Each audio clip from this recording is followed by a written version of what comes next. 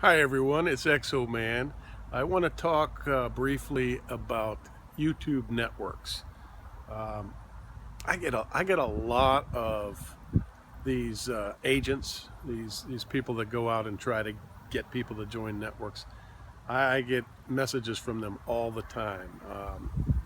Suffice it to say, I'm not in any networks.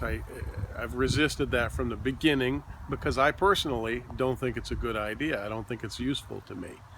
Um, Now this is my opinion, and if you're watching this video, you probably clicked on it because you're trying to make a decision for yourself, for your channel. And I'll just give you my 2 cents. And again, it's opinion, and I'm very, very open to hearing yours. It, that will perhaps educate me. Um, but here's how I look at it. It's about what does a network do for you? Ostensibly, they give you some arsenal of tools, gadgets, I would say, thumbnail generators, just things like that, music collections for your video. Um, I think if you are capable of using a video camera, you should be capable of using software to edit your videos, to create thumbnails. There's free software that is somewhat like Adobe Photoshop. You don't need a bunch of expensive software to generate your own thumbnails and to edit your own videos. I've done a lot of video editing on free software on my cell phone. It's just not that big a deal. Um, Legal help. You might get legal help if you get yourself in a copyright infringement jam. I personally think that we as YouTube creators should be creating original, unique content and avoiding that altogether.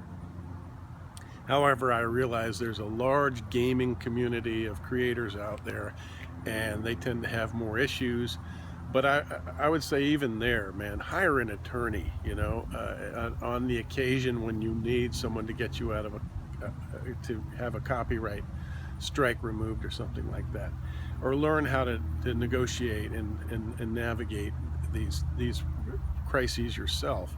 Um, but really, from my perspective, if I was in one of these networks, just say for example, I created a channel, one of my channels that has 125,000, I believe, subscribers, and it makes good money, and I'd be paying $1,000 or so a month to be in a network, depending on what percentage they took, or thousands of dollars a year, potentially tens of thousands a year. I don't want to do that. I don't think it's necessary for what little they would give.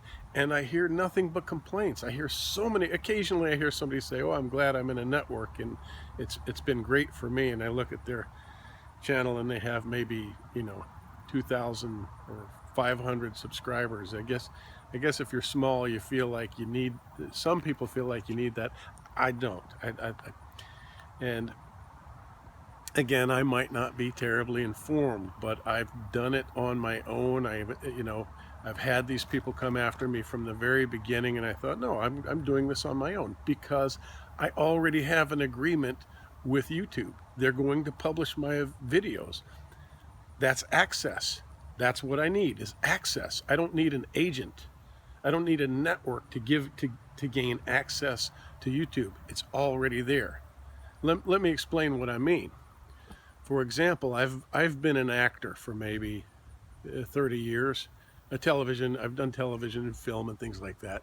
With that business, you need an agent. You absolutely have to have an agent. Oh, sure, you might be able to gain access to one or two producers or to a handful of casting directors, but that would be very difficult.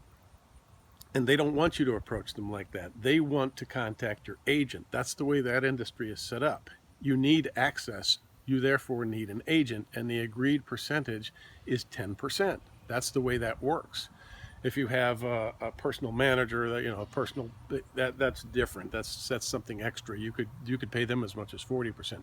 But generally, a performer in that field as an actor, you're going to pay 10% to an agent. That's just the way it goes.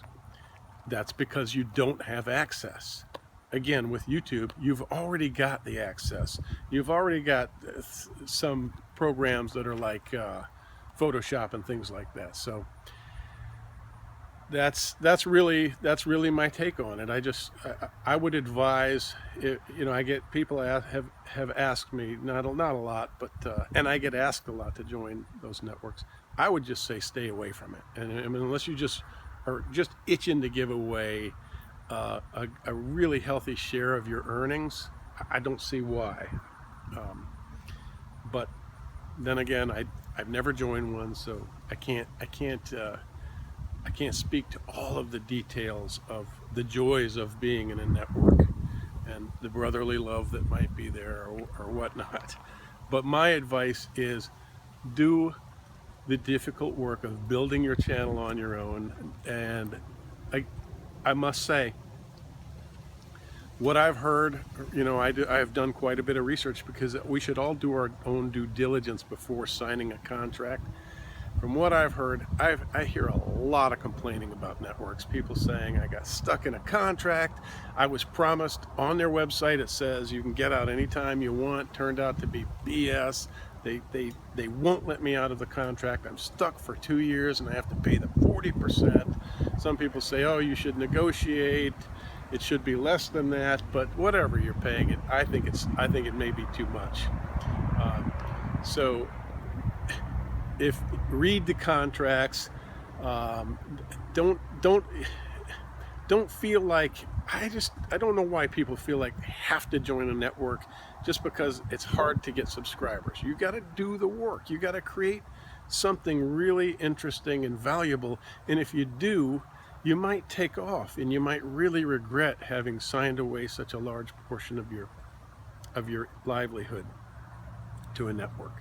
So that's all I have to say. I just wanted to put my 2 cents in, and please comment and tell me your thoughts, because you might educate me. I don't know. Okay, thanks for watching, everyone.